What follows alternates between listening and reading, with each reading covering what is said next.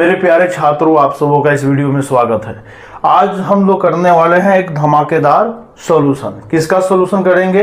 तो आज हम लोग सॉल्यूशन करने वाले हैं कि बिहार बोर्ड में 23 अगस्त 2024 को क्लास 11 की जो प्रथम सावधिक परीक्षा हुई थी, उस परीक्षा में फिजिक्स के जो भी ऑब्जेक्टिव क्वेश्चन पूछे गए थे, उन सभी ऑब्जेक्टिव प्रश्नों का आज हम लोग एक एक करके हल देखेंगे। और इन प्रश्नों के हल को देखने के बाद आपको ये बात समझ में आ जाएगी कि फिजिक्स में प्रश्नों को हम कैसे बनाते हैं, क्या अप्रोच लगाते हैं, कैसे आंसर तक पहुंचते हैं। तो चलिए शुरू करते हैं।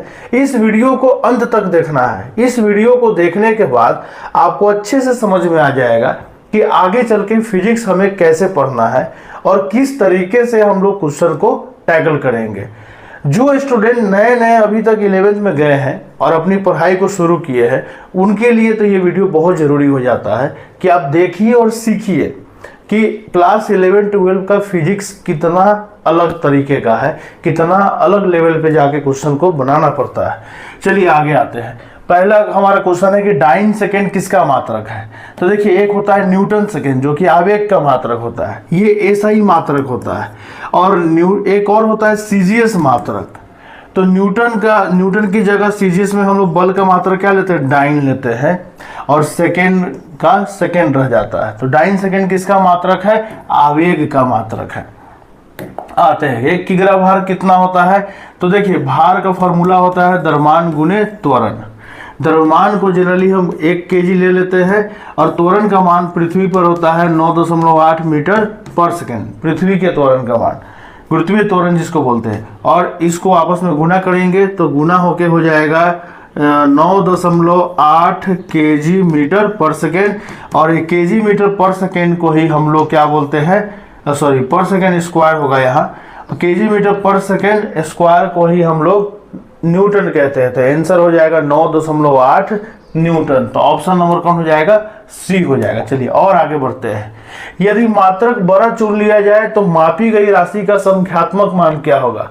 देखिएगा, यदि आप मात्रक बड़ा चुनते हैं, जैसे ऐसे समझिए किसी चीज की लंबाई है 200 मीटर, 200 सेंटीमीटर। अगर उसी चीज को अगर आप मीटर में दिखाइएगा तो अब लंबाई कहलाएगा 2 मीटर। आप लोग ये सब चीज पढ़े होंगे, बचपन से ही पढ़ते आ रहे हैं कि किसी चीज की लंबाई 200 सेंटीमीटर है, उसको मीटर में बदलना है तो 100 से भाग कर देते हैं। तो आपने क्या किया? आपने मात्रक का साइज बढ़ाया। सेंटीमीटर कितना होता है? इतना होता है। अब मीटर काफी बड़ा होता है। तो जब आपने मात्रक का आकार बढ़ाया तो संख्यात्मक मान क्या हो गया? कम हो गया। तो ऑप्शन क्या हो जाएगा? संख्यात्मक मान हमारा क्या हो जाएगा? घट जाएगा। मात्रक में और संख्यात्मक मान में उल्टा का रिलेशन होता है, एक बढ़ेगा तो दूसरा घट जाएगा। चलिए आगे आते हैं। न्यूटन समतुल्य है कितना डाइन के? तो देखिए, 1 न्यूटन बराबर होता है 10 के पावर 5 डाइन। उसी तरह एक और होता है, 1 जूल बराबर होता है 10 के पावर 7 अर्ग। ये एसआई मात्रक है और ये सीजीएस मात्रक है।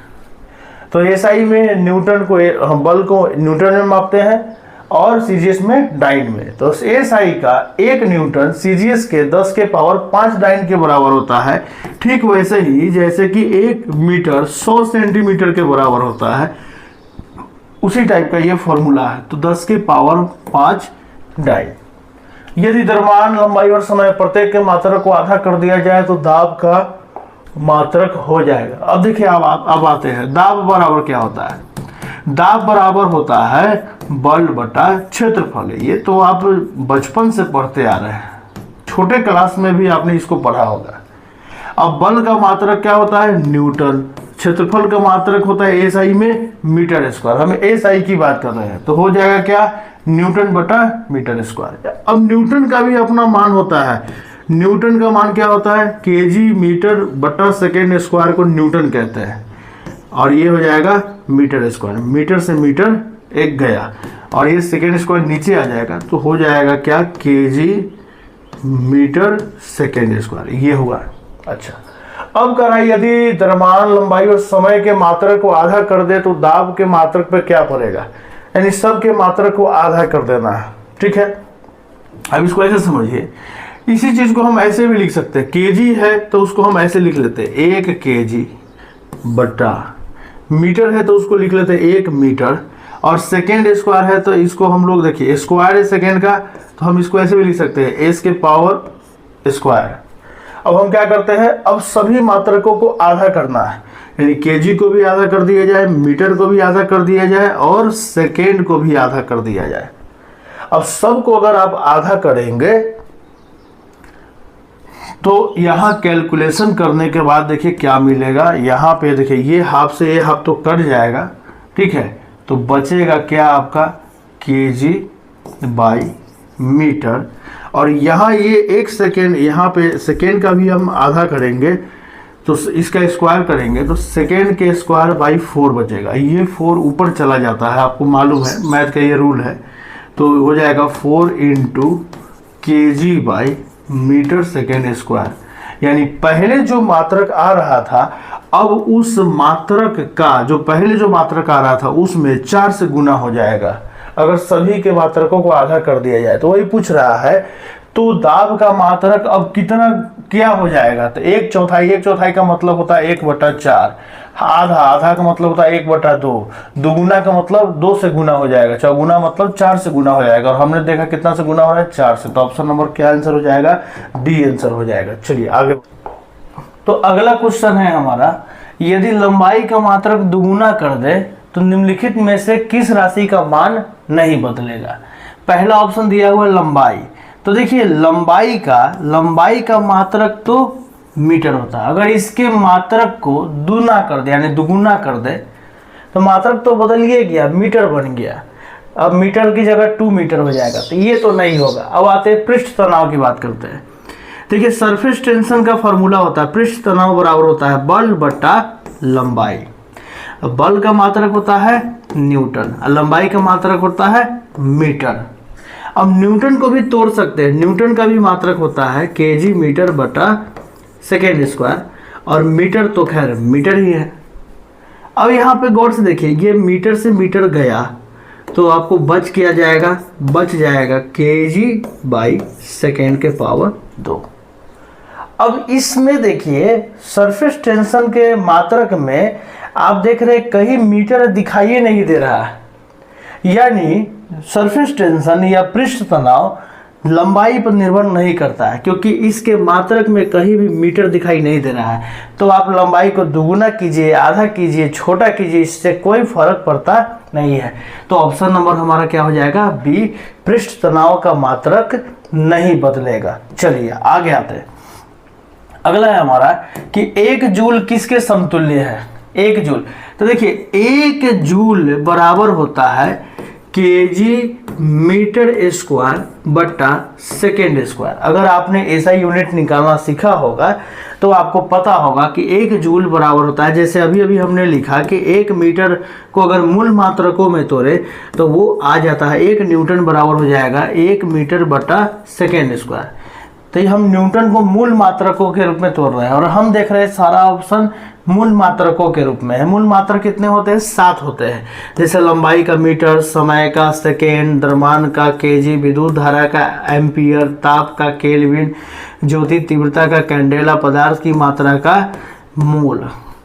तो 7 तरह के मूल मात्रक होते हैं। इन्हीं मात्रकों को आपस में गुना भाग करके नए नए मात्रकों को जन्म दिया जाता है, और जो नए नए मात्रक जन्म लेते हैं उनको व्युत्पन्न मात्रक कहते हैं। जैसे जूल एक व्युत्पन्न मात्रक है।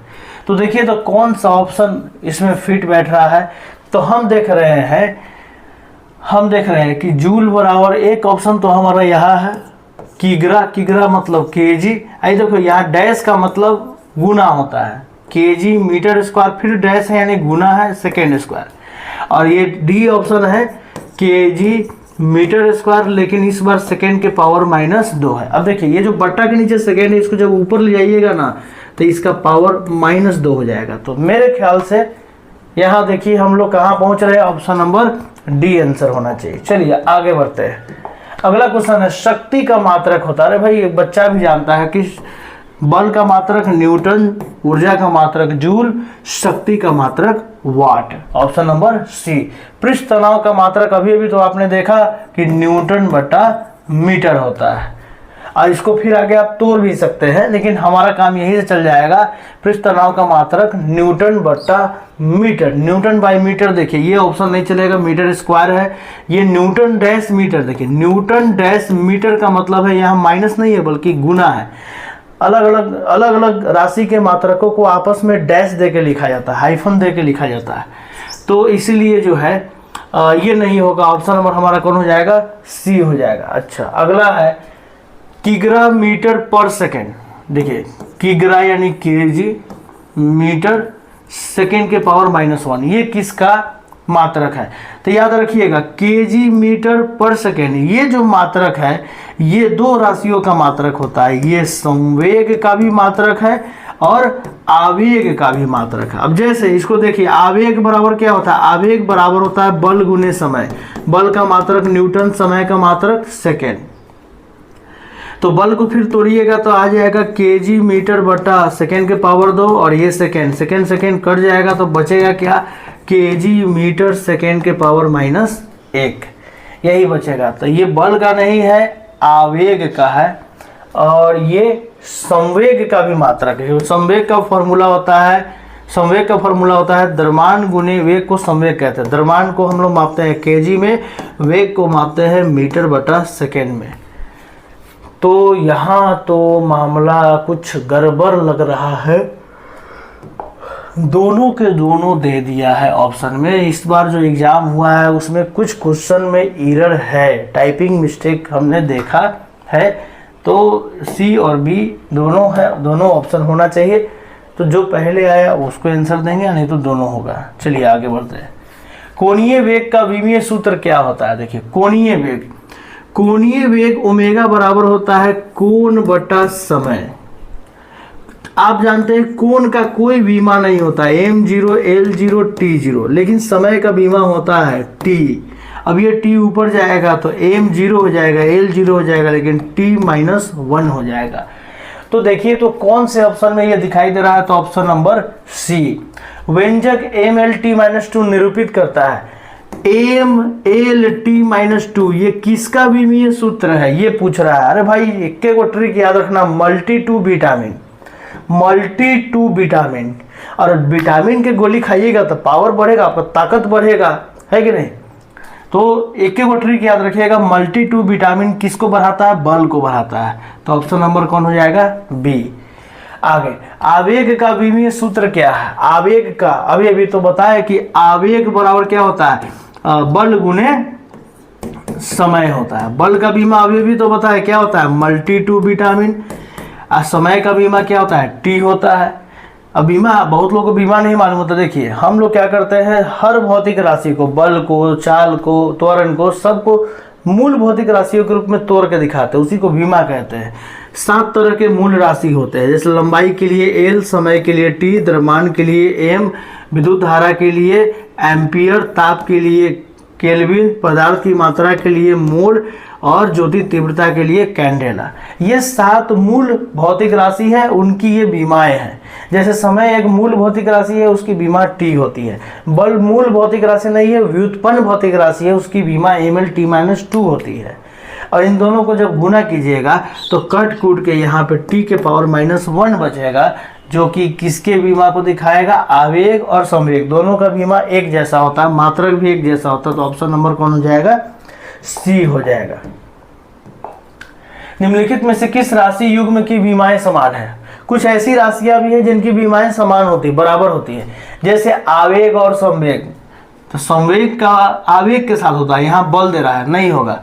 बल का बीमा होता है mlt-2 और संवेग का होता है mlt-1। तो ये ऑप्शन तो गया। संवेग और ऊर्जा, देखिए संवेग का बीमा ये होता है और ऊर्जा का बीमा होता है ml2t-2। दोनों में मैच नहीं कर रहा है, तो ऑप्शन नंबर डी भी गया। अब आते हैं कार्य और ऊर्जा। देखिए कार्य का भी बीमा होता है ml2t-2 और ऊर्जा का भी बीमा होता है ml2t-2। दोनों का बीमा सेम होता है, तो यही ऑप्शन होगा। और सी ऑप्शन भी नहीं होगा, तो ऑप्शन नंबर ए आंसर होगा। सभी ज्ञात राशियों को व्यंजक व्यक्त करने के लिए मूल राशियों की संख्या कितनी है? अभी तो बताए मूल राशियों की कितनी संख्या है, एसआई के अनुसार 7 है। चलिए आगे बढ़ते हैं। श्यानता गुणांक का विमीय सूत्र निकालना है। श्यानता गुणांक का फॉर्मूला होता है, श्यानता गुणांक बराबर होता है बल बटा क्षेत्रफल गुणे वेग प्रवणता। वेग प्रवणता का मतलब वेग बटा दूरी को हम लोग वेग प्रवणता कहते हैं। अब इसका विमीय हमको क्या निकालना है, इसका विमीय सूत्र। विमीय सूत्र निकालने का टेक्निक क्या है, ऊपर क्या है बल, तो बल का बीमा लिख लीजिए mlt-2 मल्टी-2 विटामिन। ये क्या है क्षेत्रफल, क्षेत्रफल का बीमा होता है एल स्क्वायर, ठीक है। ये क्या है वेग, वेग का बीमा होता है एगो लिट्टी lt-1 और x क्या है दूरी, दूरी का बीमा भी l होता है। तो देखिए एक l से एक l गया, यहाँ एक l से एक l गया, तो ऊपर बचेगा m t के पावर -2, नीचे बचेगा l t के पावर -1। ये t -1 और ये दो मैनेज होके -1 हो जाएगा, ये l ऊपर जाएगा, तो m l के पावर -1 t के पावर -1, ये हमारा बीमा बचना चाहिए। तो देखिए तो कौन सा ऑप्शन में ये ऑप्शन दिखाई दे रहा है, ये हमारा ऑप्शन नंबर फर्स्ट में ही ये आ रहा है। तो देखिए ऐसे बनाते हैं, आपको फॉर्मूला पता होना चाहिए, टेक्निक पता होना चाहिए। निम्न राशि युग्म में किनकी बीमाएं समान होती है, किसकी बीमा समान होती है, प्रतिबल और दाब, प्रतिबल और बल और ऊर्जा, प्रतिबल और विकृति। तो देखिए प्रतिबल का देखते हैं, प्रतिबल का भी फॉर्मूला होता है बल बटा एरिया, दाब का भी फॉर्मूला होता है बल बटा एरिया। तो दोनों का फॉर्मूला सेम है, दोनों का मात्रक भी सेम आता है, क्योंकि इसका मात्रक है, इसका बीमा रखिएगा तो सेम आएगा। अगर इसका बीमा रखिएगा तो mlt-2 बल का, एरिया का बीमा होता है l स्क्वायर, कट कूट के आएगा m l के पावर -1 t के पावर -2, दोनों का सेम होता है। तो ऑप्शन हो जाएगा प्रतिबल और दाब। इसमें सार्थक अंकों की संख्या बताइए, 0.00321। देखिए सार्थक अंक क्या होता है, नॉन जीरो नंबर को सार्थक अंक कहते हैं, यानी कि जनरली ज्यादातर केस में जीरो को सार्थक अंक नहीं मानते हैं, कुछ जगह मानते हैं। जैसे अगर ऐसा रहता 3021, तब इस जीरो को हम सार्थक अंक में काउंट करते हैं, क्योंकि ये दो गो नॉन जीरो नंबर के बीच में अटका हुआ है। लेकिन ऐसा जीरो जो लगातार या तो शुरू में हो या तो बाद में हो, उसके पहले कोई नॉन जीरो नंबर नहीं हो, तो उसको सार्थक अंक में नहीं गिनते हैं। तो हाई सबको नहीं गिनेंगे, सार्थक अंक में कितने गिने जाएंगे, ये 3 गिने जाएंगे। तो कितने सार्थक अंक हो जाएंगे, 3 हो जाएंगे। तो ये चीज को आपको थोड़ा ध्यान में रखना है। ऐसे ये सिग्निफिकेंट फिगर पे बहुत सारे क्वेश्चन बनते हैं, जिसमें से एक क्वेश्चन यहाँ आया हुआ है। अब आते हैं, यदि स्क्रू गेज की चूड़ी का अंतराल 0.1 सेंटीमीटर और अल्पतम, यहाँ पे लिस्ट काउंट दिया हुआ है, ठीक है, लिस्ट काउंट, इसको लिस्ट काउंट बोलते हैं। तो लिस्ट काउंट का मान कितना है, 0.001। देखिए जितना लिस्ट काउंट होता है उसी से क्वेश्चन बनेगा। तो कह रहा है कोई स्क्रू गेज है, स्क्रू गेज एक यंत्र होता है जिससे हम जनरली किसी तार वगैरह या किसी पतले चीज की मोटाई को माप लेते हैं। तो किसी पतले तार की माप को हम लोग लेते हैं, माप को मापने के लिए स्क्रू गेज का प्रयोग किया गया है। स्क्रू गेज की चूड़ी का अंतराल 0.1 सेंटीमीटर है और इसका जो लिस्ट काउंट है वो है 0.001 सेंटीमीटर। तो बताइए उस तार का आपको मेजरमेंट लिया गया है, ठीक है। अब कैसे लिया गया ये सब नहीं, सीधे आपको क्या किया गया, एक तार की मोटाई मापी गई है और यहाँ 4 ऑप्शन दिए गए हैं। बताइए कि उस स्क्रू गेज के हिसाब से कौन सा ऑप्शन सही होगा। और लगभग आप देखेंगे तो सब ऑप्शन लगभग एक दूसरे से मिलता हुआ आपको दिखाई देगा। खाली बस दशमलव के बाद अंकों का खेला, दशमलव के बाद अंकों का संख्या खाली आपको अलग अलग मिल रहा है ना। लगभग सब ऑप्शन सेम है। देखिए 5.3 5.3 सब में है, एक किसी में 2 है तो किसी में 2.8 है, किसी में 2.84 है। तो आपको एक चीज ध्यान रखना है, लिस्ट काउंट के अंत में कितने अंक है, दशमलव के बाद 3 अंक है। तो आंसर में भी दशमलव के बाद 3 अंक होना चाहिए। कौन सा ऑप्शन हो जाएगा, ये। तो देखिए तो कौन सा ऑप्शन में 3 अंक है, ऑप्शन नंबर सी, ये ऑप्शन हो जाएगा।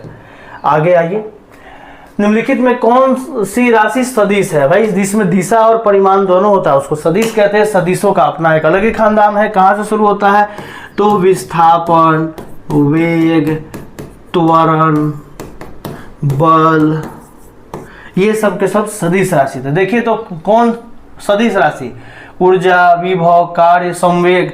देखिए वेग से ही तो बना है संवेग, तो बल, संवेग, ये सब हमारा क्या है, आवेग, ये सब हमारा जो होता है सदिश राशि। तो ऑप्शन नंबर कौन हो जाएगा, डी हो जाएगा। निम्नलिखित में से कौन अदिश राशि है? अदिश राशि में तो ढेर है।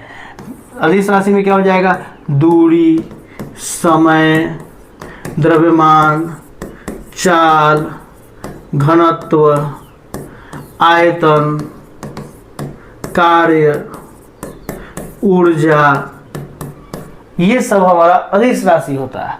तापमान भी हमारा अदिश राशि होता है। वही पूछ रहा है कौन अदिश राशि है, देखिए बल, विस्थापन, त्वरण सदिश होता है, तापमान हमारा अदिश होता है। निम्नलिखित में से कौन सदिश राशि नहीं है? तो देखिए बल तो सदिश राशि है, विद्युत तीव्रता भी सदिश राशि होता है, संवेग भी सदिश होता है। बचा कौन, मास, मास यानी कि द्रव्यमान, मात्रा। ऑप्शन नंबर ए हो जाएगा, ये सदिश राशि नहीं है। चलिए आगे आते हैं। कोण पर झुके दो सदिश ए और बी के अदिश गुणनफल। देखिए दो सदिशों का अदिश गुणनफल डॉट से दिखाया जाता है। दो सदिश है, मान गए एक वेक्टर है ए और एक वेक्टर है बी, तो इन दोनों का जब हम गुणा करेंगे दो तरीके से गुणा कर सकते हैं। इसको हम लोग बोलते हैं सदिश गुणनफल, इसको बोलते हैं अदिश गुणनफल। अदिश गुणनफल को कैसे दिखाते हैं, ए डॉट बी। जब इसको आप तोड़िएगा तो फॉर्मूला टूट के बनेगा ए बी कॉस थीटा, और जब आप इसको तोड़िएगा तो फॉर्मूला टूट के बनता है ए बी साइन थीटा। तो हमको तो अदिश गुणनफल पूछा है, दो सदिश है ए और बी, इनका जब डॉट प्रोडक्ट करेंगे तो क्या आएगा, ए बी कॉस थीटा। तो ऑप्शन नंबर कौन हो जाना चाहिए, ऑप्शन नंबर बी हो जाना चाहिए। चलिए आगे बढ़ते हैं। a प्लस बी बराबर सी है, यानी कि दो सदिश a और b मिलकर एक तीसरे सदिश c को पैदा कर रहे हैं। तो कह रहा है कि c का मान का फॉर्मूला ऐसे दिया हुआ है, a के ताकत का स्क्वायर जोड़ b के ताकत का स्क्वायर, यानी a के मान का स्क्वायर जोड़ b के मान का स्क्वायर। ऐसा फॉर्मूला तभी आता है, रियल फॉर्मूला देखिए इसका ये है, परिणामी सदिश बराबर होता है a का स्क्वायर जोड़ b का स्क्वायर जोड़ 2ab cos थीटा। तो रियल फॉर्मूला तो ये होता है। हम देख रहे हैं उस फॉर्मूला में, देखिए आप चाहे तो ऐसे भी लिख सकते हैं, आप ऐसे भी लिख सकते हैं। हम इसको थोड़ा और सरल बनाते हैं, हम मॉडुलस हटा उठा के, वेक्टर हटा के हम सीधे ऐसे लिखते हैं। हम देख रहे हैं ये वाला तो मैच कर रहा है, लेकिन हाई वाला नहीं दिखाई दे रहा, ये कहाँ गया, ये कहा जाएगा ए और बी का तो मान जीरो होगा नहीं, मान लेते हैं ये तो जीरो है नहीं, क्योंकि दो सदिश को जोड़ा गया है। तो क्या यहाँ पे जीरो हुआ है, कॉस थीटा जीरो हुआ। कॉस थीटा का मान जीरो कब होता है, जब थीटा का मान कितना रखा जाए, 90 डिग्री। तो वही तो पूछ रहा है कि एंगल कितना हो जाएगा, तो ऑप्शन नंबर क्या हो जाएगा, बी, 90 डिग्री। चलिए आगे बढ़ते हैं। दो सदिश ए और बी इस प्रकार है कि a प्लस बी बराबर a माइनस बी। तो ए और बी में क्या संबंध है ये पूछ रहा है, ठीक है। तो दो सदिश है, a प्लस बी बराबर है a माइनस बी। तो देखिए एक काम करते हैं, तो सदिश रूप में बराबर है, दो सदिश अगर बराबर है तो उनका ताकत भी बराबर होगा। तो मॉडुलस का मतलब परिमाण होता है, हम दोनों सदिशों का ताकत निकालते हैं, उसका एक फॉर्मूला होता है। अगर दो सदिशों को जोड़ा गया है तो उसका ताकत का फॉर्मूला है a के ताकत का स्क्वायर जोड़ b के ताकत का स्क्वायर जोड़ 2ab cos थीटा। और वही सदिश को फिर एक बार घटाया गया है, तो फिर इसका फॉर्मूला हो जाएगा a का स्क्वायर जोड़ b का स्क्वायर, और चूंकि यहाँ माइनस है तो यहाँ माइनस हो जाएगा 2ab cos थीटा। ये फॉर्मूला होता है परिमाण का। अब हम देख रहे हैं दोनों तरफ रूट वाला है, काम करते दोनों तरफ स्क्वायर कर देंगे। दोनों तरफ स्क्वायर कीजिएगा तो ये रूट गायब हो जाएगा, है कि नहीं, ये रूट खत्म हो गया दोनों तरफ स्क्वायर करने पर। उसके बाद देख रहे हैं बराबर के दोनों तरफ कुछ राशि दिख रहा है, जैसे a प्लस बी स्क्वायर, ये दोनों कट जाएगा, सेम चीज़ है। बचेगा क्या, अब एक काम करते उसको इधर लाएंगे तो हो जाएगा 4ab cos थीटा बराबर हो जाएगा 0। 4ab को भी उधर ले जा सकते हैं या cos थीटा को 0 उधर ले जा सकते हैं। मान के cos थीटा को हम उधर ले गए, तो ये चीज को ध्यान रखना है। अब देखिए दोनों सदिश बराबर है, जब दो a प्लस बी और a माइनस बी ये दोनों आपस में क्या है, दोनों को जोड़ना और घटाने पर भी वैल्यू सेम आ रहा है। तो उस केस में काम करते हैं 4ab cos थीटा 0, ये राशि 0 कब होगा, देखो 4 तो 0 4 तो 0 हो नहीं सकता है, या तो ए 0 हो जाए या बी 0 हो जाए या कॉस थीटा का मान 0 हो जाए, पूरा ये पूरा का पूरा 0 हो जाए, यही हमारे पास एक ऑप्शन में कहीं थीटा उटा का बात नहीं किया गया है। तो थीटा उटा को मारिए गोले, एक काम करते हैं कॉस थीटा को उधर ले जाएंगे तो 0 हो जाएगा, ए और बी का गुना 0 हो गया। तो यानी ए और बी में से, ठीक है, कोई एक जो है हमारा क्या होना चाहिए, वो 0 हो जाना चाहिए। इस तरह का हमें यहाँ पे नेचर निकल के आ रहा है। तो अब इसको देखना होगा कि ये जो है हमारा कौन सा ऑप्शन सही होता है। तो मेरे ख्याल से बी और सी ऑप्शन दोनों मिलाकर होना चाहिए। अब ये क्वेश्चन में हम देख रहे हैं कि और दो ऑप्शन आ जा रहे हैं, तो ये क्वेश्चन थोड़ा विवादित क्वेश्चन है, इसको देखना हो, इसको स्टार लगा लीजिए। कुछ क्वेश्चन ऐसे आए हैं एग्जाम में जिसमें ऑप्शन क्या हो जा रहे हैं, लड़ जा रहे हैं। आगे आते हैं, ए डॉट बी बराबर 0 है तो ए और बी के बीच का कोण क्या होगा। देखिए ए डॉट बी 0 है, ए डॉट बी का मान 0 है, मतलब इसको जब तोड़िएगा तो फॉर्मूला बनेगा ए बी कॉस थीटा का मान 0 है। ए बी को उधर भेजिए, इसका मतलब कॉस थीटा का मान 0 है। कॉस थीटा का मान 0 तब होता है जब थीटा का मान कितना रखते हैं आप, 90 डिग्री। तो ऑप्शन नंबर कौन हो जाएगा, सी हो जाएगा। आगे आते हैं, यदि a प्लस बी और a माइनस बी का मान बराबर हो तो उनके बीच कोण, a और b के बीच का कोण क्या होगा। वही तो कुछ समय पीछे वाला।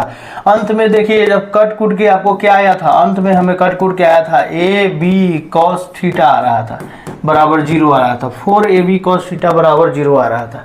तो हम की बार पूछ रहे थीटा का मान क्या है, ये तो बन जाएगा, ये 4ab को उन्हें भेजिएगा तो अंततः आपको cos थीटा का मान 0 आएगा। और अभी तो बताया cos थीटा का मान 0 कब होता है, जब थीटा का मान 90 रखते हैं। तो ऑप्शन नंबर क्या हो जाएगा, सी हो जाएगा।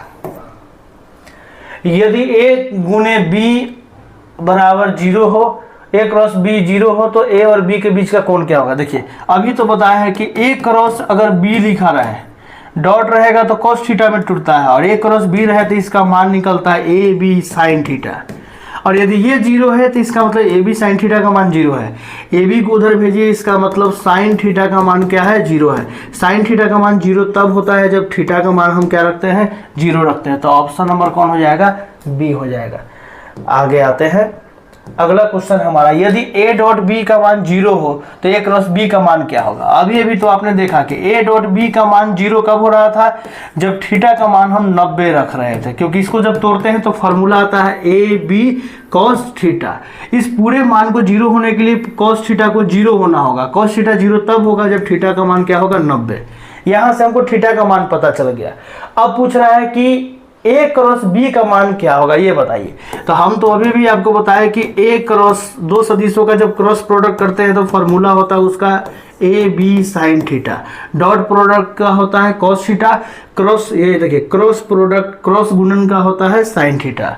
थीटा का मान 90 दिया हुआ है, ये 90 वही रख देना है। क्यों रख देना है, क्योंकि वेक्टर तो वही है, वही वेक्टर है, एक बार डॉट हो रहा है एक बार क्रॉस हो रहा है, तो एंगल थोड़े ना बदल जाएगा।